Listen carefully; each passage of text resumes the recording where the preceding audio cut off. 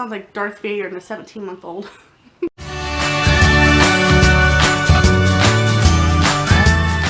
Hi guys, welcome back to my channel. Today we are 24 weeks and 2 days, so we are officially 6 months pregnant. That is so awesome. I know I say that a lot in my videos, but it's just so exciting. We are 6 months, 3 months to go, and we're done. I know most women go that full 40 weeks, so technically at this point they have like 4 months to go, but we have 3 months. Super exciting. I want to say I'm kind of done being pregnant, but I know there's so much more joy to be had with this. Let's start with symptoms.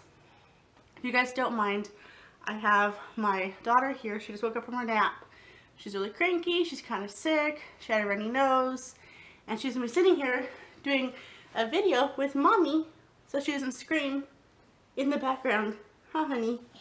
Yeah, my little nose, not nose breather, but mouth breather. Sounds like Darth Vader and a 17-month-old. So, for symptoms wise, I have now heartburn that feels like this dragon inside me that is just breathing fire, and I almost want to say that this happened around the same time when I was pregnant with Lily. I can't quite remember exactly, but I'm pretty sure it happened around this time. So at night, like right before bedtime or so, I feel like I have to throw up in order to sleep or feel better, because everything is just like right here and it's about to come up some way or another. So I know I'm not supposed to be taking any leftover medication, but I had leftover Zantac, and I started taking that, and that's been feeling so much better. So this Thursday I'm going to go back and see the doctor and the nurse practitioner and just my little mother group there. I will go ahead and request for Zantac again, because it seems like it's the only thing that's actually helping and letting me survive this time. I shouldn't need it. I really shouldn't need it twice a day, just once. I figure if I take it in the evenings, then I should be okay, because it's not really bad in the mornings, it's just in the evenings, and it's not what I'm eating or what I'm not eating or anything like that. It's just that the uterus is pushing up my diaphragm, and I have a very, very, very weak sphincter, so I throw up very easily, and that just adds to it. So I hate that feeling. Other than the heartburn, I am still not feeling any kicks or movements or anything like that from the baby yet. We are still waiting. We'll hope, I don't know, 1 more month, we'll see. Hopefully another week or two we can actually start feeling something.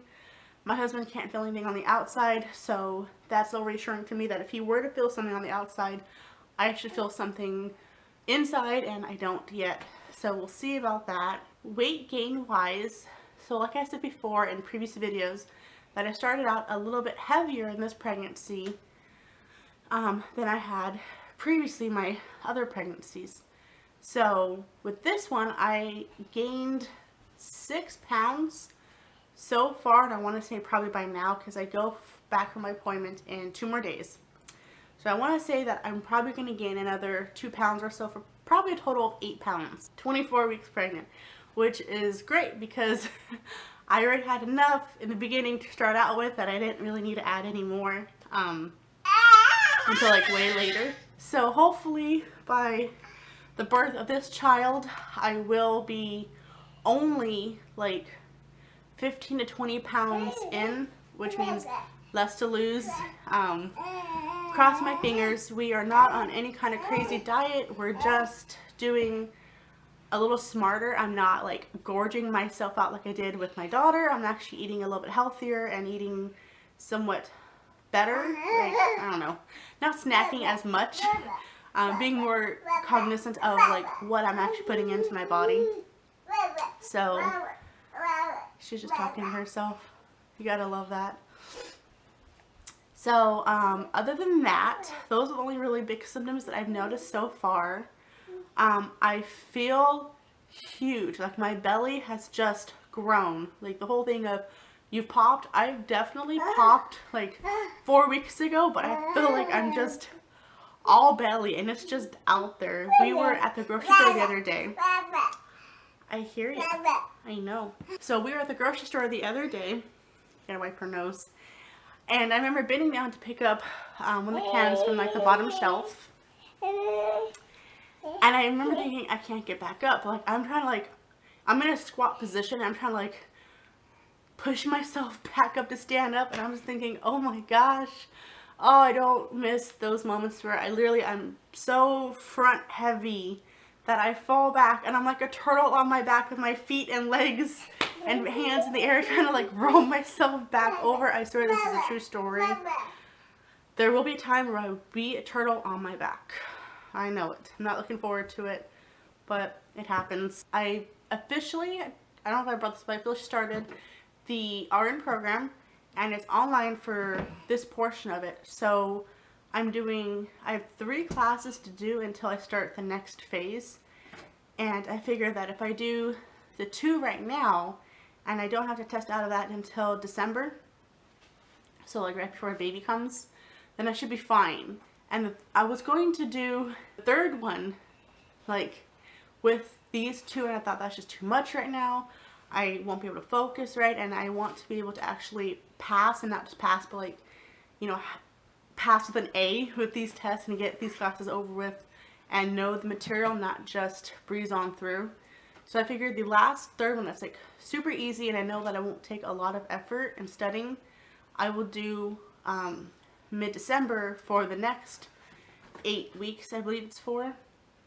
So when baby is here and I have a toddler and a newborn, I won't have to worry about stressing myself out with 2 more classes and trying to figure out study time and nursing and changing and parenting and everything else rolled into that. I can just focus on 1 class that won't take a lot of my energy, and we will work some kind of schedule of studying time somewhere in there. It will happen. I'm not going to say it's going to happen in the first month, because to be honest, the first month of the newborn, you don't really do much but turn into and I don't mean cow in the sense of weight gain. I mean cow in the sense of either you are nursing or you are hooked to a machine and it is pumping milk for you, and every time I'm pumping milk or whatever, I felt like I wanted to say moo, moo the entire time, but it's worth it. Good stuff for the baby. The more we could put off from not having to do formula, then the better. So for our last bit of news that I wanted to share with you guys, we were going over names of boy names and of girl names and of what we liked, what we didn't like, and I remember I had a few comments from you guys, so thank you so much for those. We are still in a fight. My husband wanted to wait until we found out the gender, just so we wouldn't be fighting for a gender that doesn't really matter right now. Why fight over 2 different kinds of names when you could just fight over 1? Less argument, right? For those of you who have waited, I promised I'd tell you on my next video, and I know it's a few weeks later, but this is my next video, and I wanted to announce that the gender of this baby, can I get a drum roll, is a girl. We're having another baby girl. I am really excited. I know Lillian is going to be excited after a while, but she's going to have a little sister, and they could be so close in age and be best friends forever, or they could be completely different and argue forever. But we will have another little girl, which means that we have almost all the clothes that we need. We have all the bedding that we need, the car seat, the stroller, everything is already in pink. So it's a lot cheaper this time around.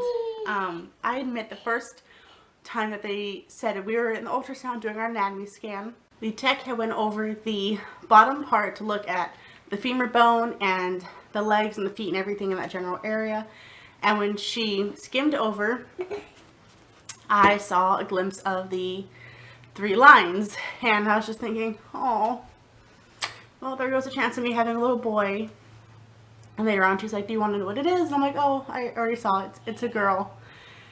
And she's like, I'm sorry. I'm like, no, we're happy. We're happy. My husband's worried. He just kept asking the entire time, you know, are you sure you're okay? And I know you were hoping for a boy. and we're not obviously having a boy, we're having a girl. And I admit, for the first hour I was a little let down, I guess, but in all, I was very happy. I got over myself. I am so blessed. I'm so happy that we had one beautiful, healthy little girl, and I wanted a boy then, but I thought maybe next time. Doesn't even matter. As long as this little girl is healthy, that's all I care about. We're gonna have our little family. If we decide to have a third baby and the third one turns out to be another girl, I'm done, pretty much. I am done having kids. I don't even want to try for 4 girls. I think if we have a third girl, that is enough. That is enough for this household.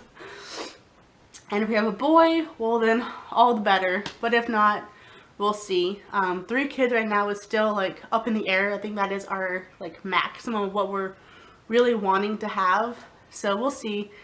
The second baby is going to be so much fun and a challenge all in itself, and it's going to be wonderful.